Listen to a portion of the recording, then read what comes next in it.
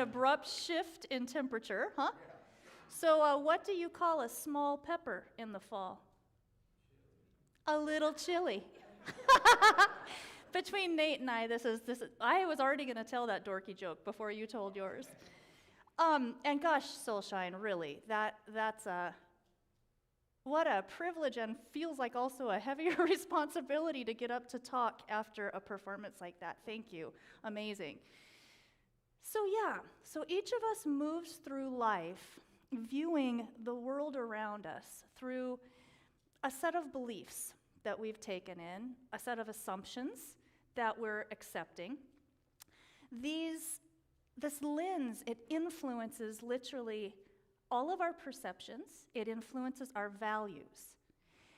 In addition to our individual worldviews that we start laying down as little kids, we all are swimming through a cultural stew, through a cultural collective worldview that dramatically also influences our life experiences. And this is true no matter what culture you're raised in. There is a collective worldview.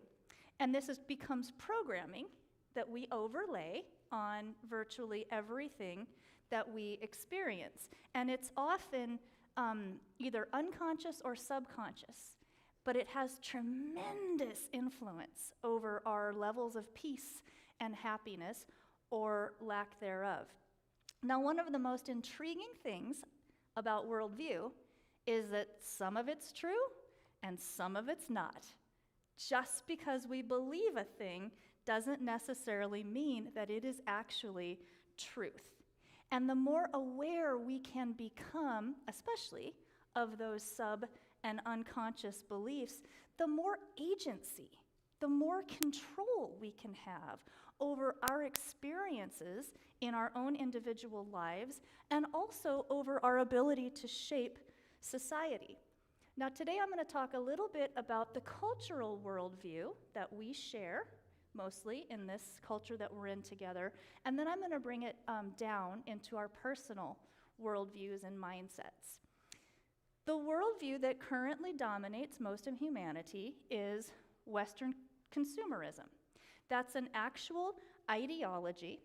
It is, you can Google it, you can look it up. It's a structure, a societal structure that views people as customers and consumers, and that urges them to buy, us to buy, things. That is the basis of this connected global economy that is the driving force of our cultural worldview at this time. Consumerism is inextricably linked to extractive capitalism. We extract resources from nature, and we extract time and money from people in the roles of laborers, workers, and then consumers. That is the collective that we're all navigating together.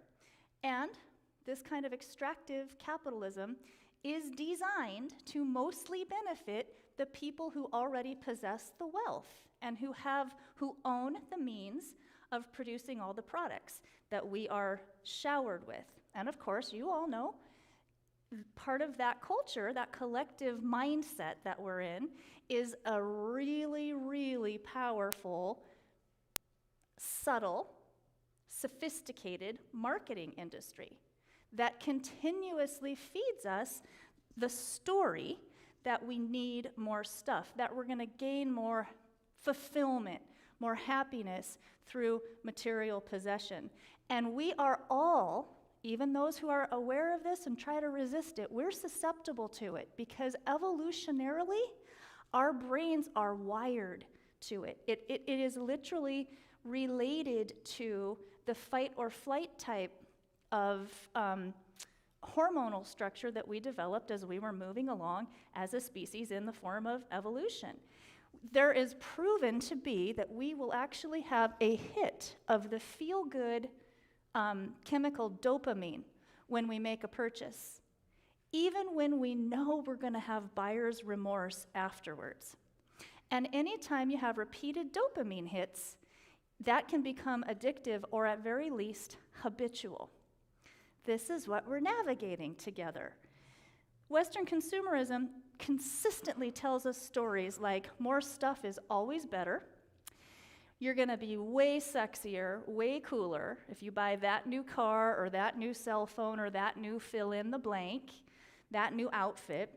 And that it tells us that our worth as a human being is largely based on our bank account or how much stuff we have, how much wealth we have. Those are stories that we get in this culture a lot. It's the same worldview that tells us that humans are apart from and superior to all the rest of nature, all the other animals that we prayed for, all of everything. That's part of this worldview. It tells us that it's better, or at least acceptable, to have massive factory farms so that we can have cheap meat, endless supplies of plastic gadgets and things, that it's acceptable to have those things rather than having landscapes, skies, and oceans that are filled with glorious, amazing, diverse creatures. That's part of the story that we're all swimming through together. Now, I would like to point out that such a worldview and our current economic system, I do not believe, could have taken shape if it were not from a consciousness of separation, a consciousness of viewing ourselves apart from one another, apart from all the rest of nature that we are actually inextricably connected to. It also required a separation, a dropping of the concept of the sacred. This had to be at play in order to wind up in this soup that we're swimming through right now. It's a worldview and a system that is driven by and that drives spiritual starvation. It's also a worldview that is failing right now. It is shifting right now. It has run a course, and we're beginning to see that left and right. Right now, as I speak, there are massive worker strikes across multiple industries, disruptive worker strikes. There are environmental protests going on all around the globe. There are movements to disinvest in a destructive financial system, to move our money differently. There are demands for social justice, particularly for groups and populations who have been most harmed or are being most harmed by the current status quo system. Now, and nature is kind of pounding us right now. She's flexing her muscles and showing us who's boss. All of this stuff is happening, and we can tend to think that these are all separate issues in these various silos. You're an environmentalist over here or a social activist over there. It's actually the same thing. It is the turning away from what we have considered to be a norm for quite some time. It is the beginning of birthing a whole new way coming forth. We are all in the middle of a collective mindset shift. That's a trippy thing to be experiencing. When the old ways that we are going about things, the ways we're doing things, whether it's in our personal lives or in our collective at a societal level, when those become fundamentally unsustainable, change happens, right? It happens in our own lives, and it's going to happen, it is happening at that macro level, because nature itself will not sustain completely unsustainable ways of being for any species, including our own. Much of this, what we see in here, I think, and I deal in these realms a lot, so I know there's a lot of fear about this. It feels tumultuous.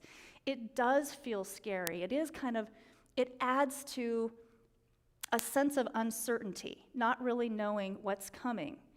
I just encourage us to consider that this is possibly the most profoundly positive portal that any of us have ever experienced.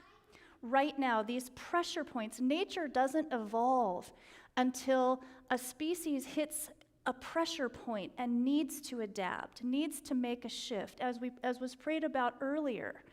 This is potentially the time that we all get to be a part of right now. The greatest urge of creation is begetting more creation. That is still alive, right?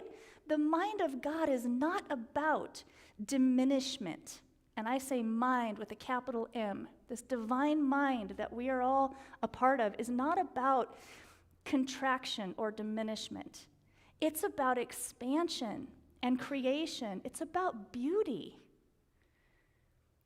I speak about these topics a lot because I'm a geek, but also because I truly believe that the more of us who question, even if we don't have the complete answers, the more of us who question status quo systems, who question norms, just because a thing is normal doesn't mean it's good, right?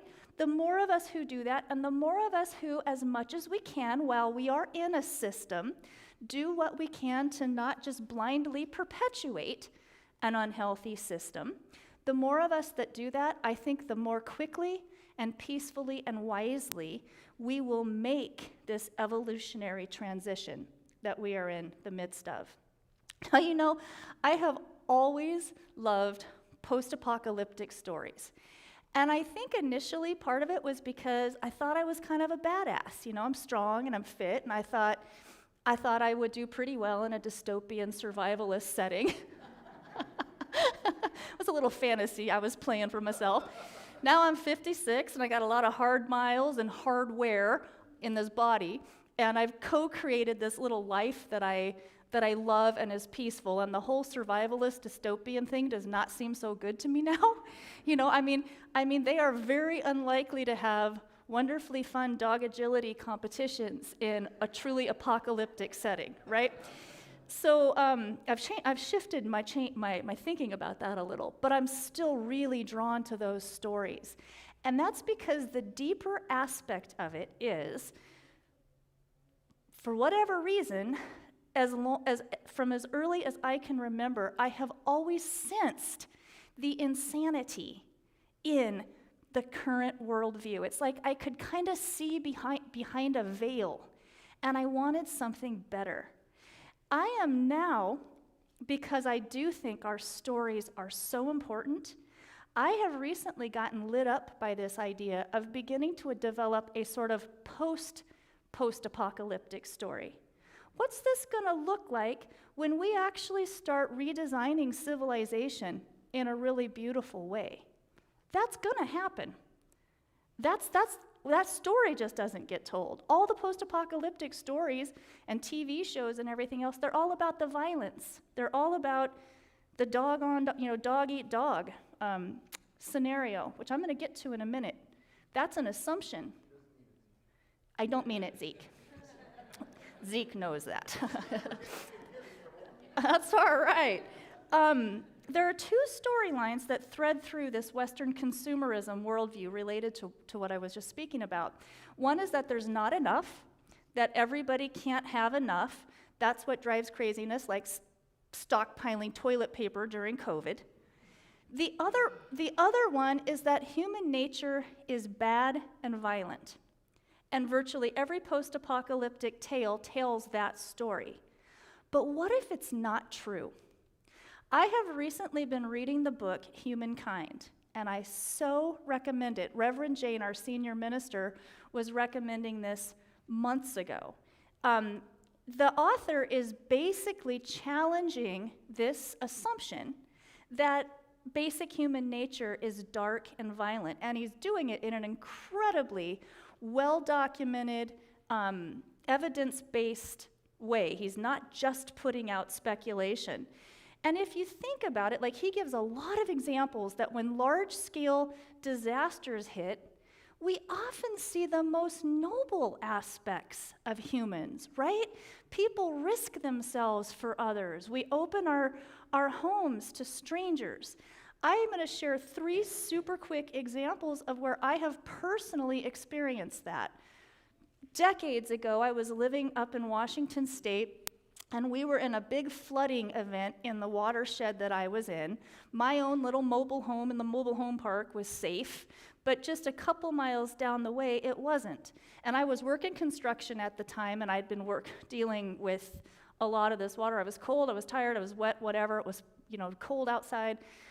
But when I heard that my neighbors' homes were about to be flooded and that people I guess it probably was the local city or something, were rushing sand and sandbags, I immediately went and I don't think I ever exchanged a name with anyone. I just filled sandbags and helped them stack to save their home, right? And then I went home and crashed. Several years ago, I was one of the first on the scene to a really pretty horrific head-on motorhome to motorhome crash south of Bend. It was clear there were a few fatalities. There had been a road construction crew there, and I was the first car behind the wreck. So we were the first on the scene before first responders got there. And, fluid everywhere was not a pretty scene. And suddenly, in one of the flipped over, the small, real small, more van than motorhome was flipped over, a baby started crying.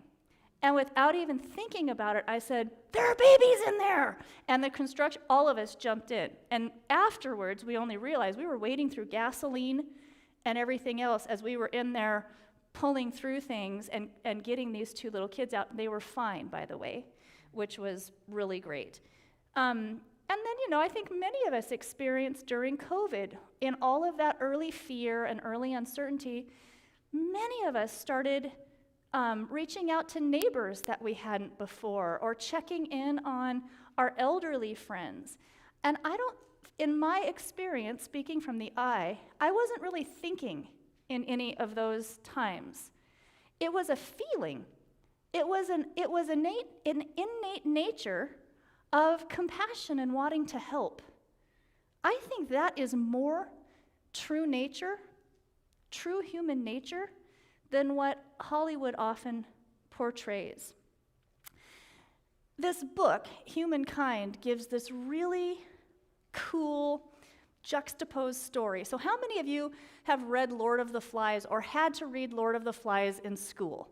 Right? This is considered classic literature, and it's a fictional story about this group of boys who get stranded on a deserted island, and they're there for a while, and over time they do indeed devolve into violence and nastiness and brutality.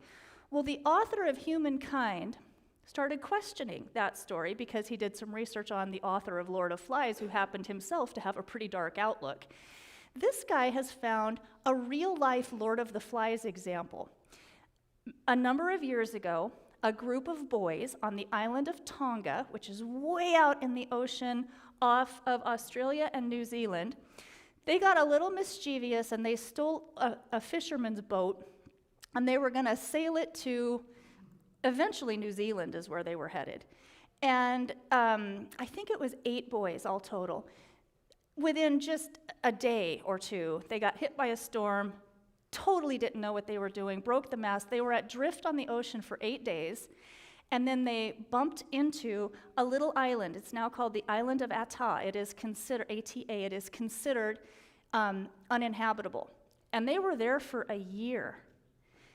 When they were finally discovered by a crab fishing captain, what they found was that these guys, these young boys, had created this whole civilization where they shared chores.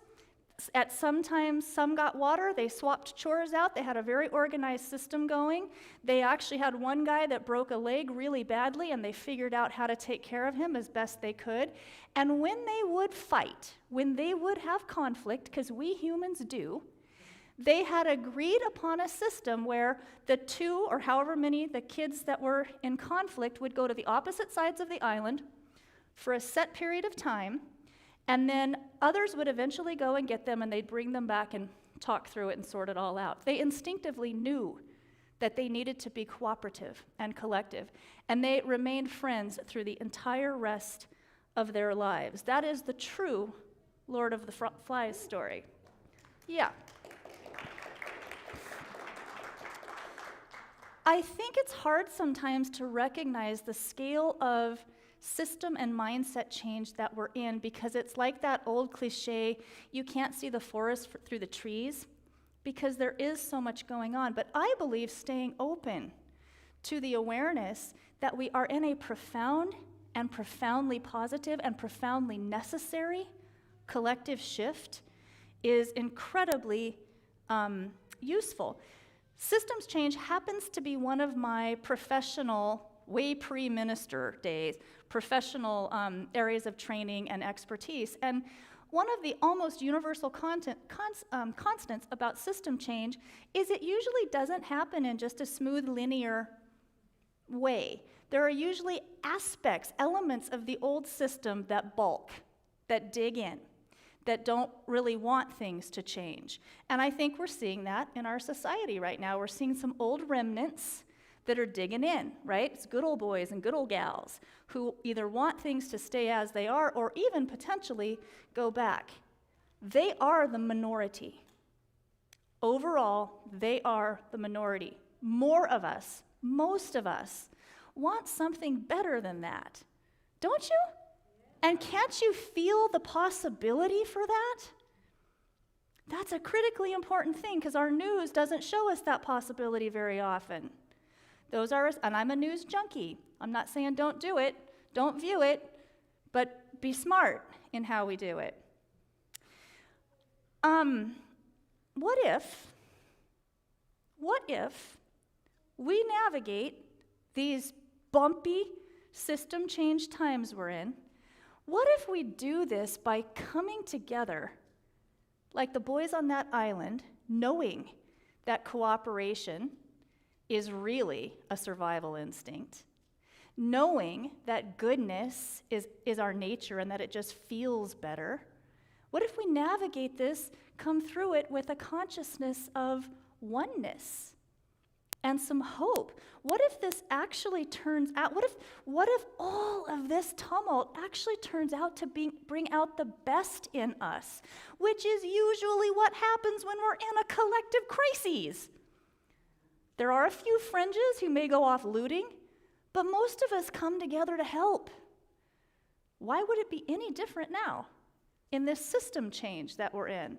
What if this actually turns out to be beautiful?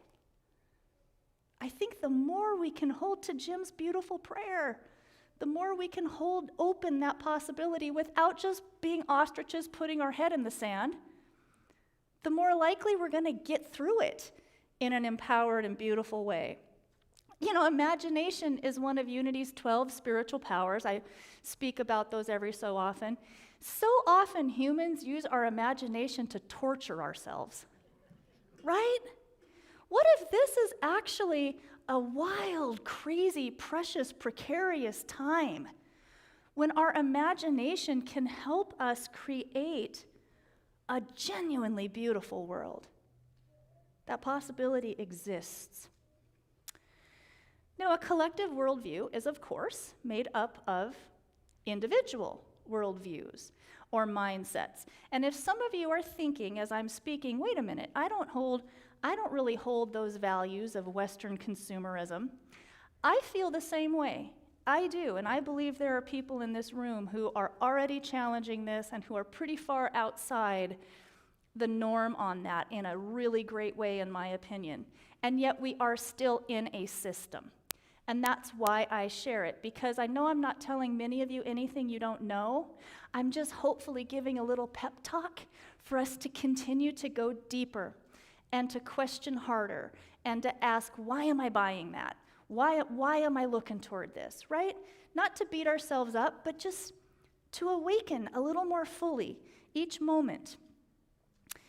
I've talked before, but I love this concept. In shamanism, there's a concept called an egregore. And what that is it's the concept that when enough people start believing in something that's not very healthy, something that is kind of dark, when that gets enough collective momentum, it actually becomes kind of an evil entity itself. You can think of the social calamities of Nazism, slavery. I would put Western consumerism in that same group. It's an egregore. And the way you disintegrate an egregore is not shooting it, not strangling it. The more of us who quit accepting it, the smaller it gets. That's how we disintegrate mindsets that are damaging to us. At a personal level, at an individual mindset level, you know, we're all born perfect, absolutely perfect. And then our parents get a hold of us, right? As well-intentioned as they are, it's part of our human pathway. We start developing, we start layering on beliefs that may or may not be true, and they start to shape everything we experience. Now, I'm going to give you a personal example of how, this is going to seem silly, but how much we can improve our lives when we start questioning that programming, our individual programming. I was raised, particularly by my father, that people were really not to be trusted, and that you should be ready to protect yourself against all variety of things that happen. And when I first moved into this little home that I love 20 years ago, my little lot has a adjacent. I could build an accessory dwelling unit, right? It's zoned. It's got a little spare lot on the side of it that my house doesn't bump into, and it's even fenced off from my main backyard. And very shortly after I moved in there, 20 years ago, my neighbors from across the cul-de-sac came over and asked if they could start parking their landscaping business equipment there. Ooh.